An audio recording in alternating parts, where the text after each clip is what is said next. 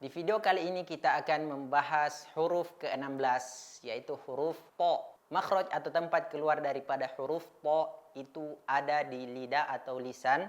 Cara penyebutannya cukup mudah. Caranya adalah dengan merapatkan ujung lidah kita. Itu menempel ke gusi bagian atas. Po, po.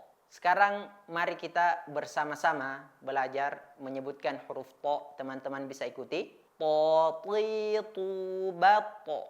Tuton, toni, totona. Minal mutoni, matiton, toni, to.